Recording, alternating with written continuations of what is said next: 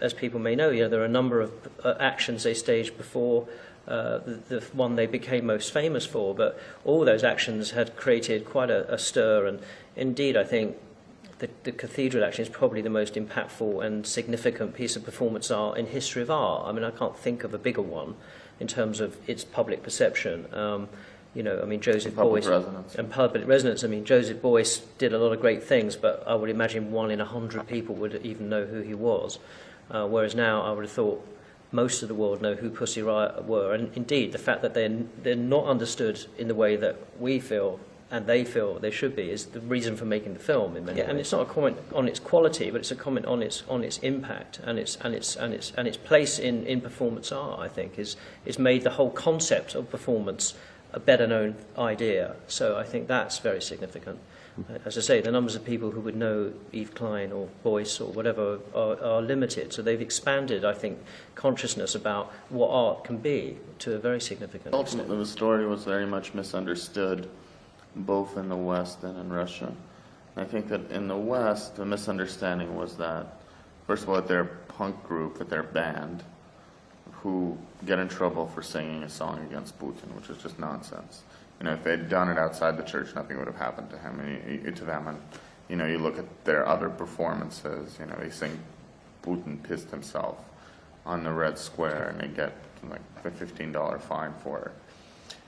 And in Russia, they were misunderstood as just sort of vulgar hooligans who were against religion, and a lot of their political message and other messages were lost. And in reality, and what's so interesting about the story is that ultimately they're performance artists. They see themselves as such. They see themselves as continuing a lineage of Russian avant-garde art.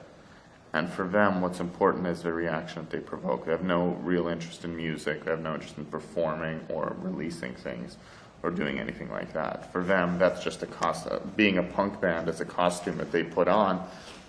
And likewise, this is very important for the film, was not to make them out to be martyrs, because ultimately they use vulgarity and they try to offend public taste in a very calculated way. So when you look at their performances, you look at their actions, there are all sorts of naughty words and sentiments and kind of vulgarity. And actually, but when you speak to them in person, they're very eloquent, they're very polite, they don't swear, they don't drink to excess. It's not about what we regard them as, it's about what they see themselves at and how they describe themselves. And ultimately, most of the women in the group, were art students. I mean, Nadia was a philosophy student, Masha was a journalist student, but Katya and the rest of them were all art students. They're like media art students. And, and during the trial, they compare themselves to Malevich, they compare themselves to Brigov. They're very influenced by Moscow conceptualism and Moscow kind of performance art. And so that's how they see themselves. And I think that what their legacy is for the world is precisely what I mentioned earlier, is that it's creating an alternative form of visual iconography for political activism. Stuff that official power doesn't quite know, and not to sound Foucauldian, but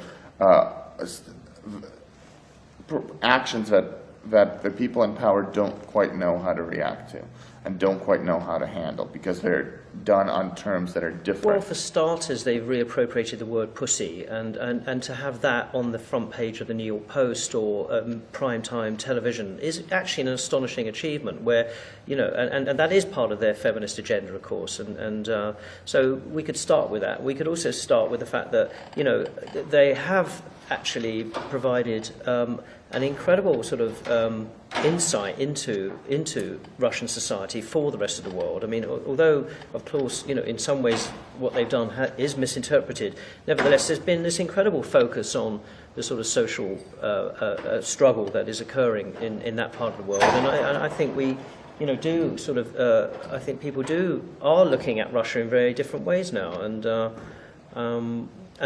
fact that they're not just a single-minded, monolithic, a cult of personality, that there are strands and elements within that will challenge and will rise up, and that's, I think, good to know. So, I think it's not impossible that Masha will be president of Russia one day. I think that's also a possibility.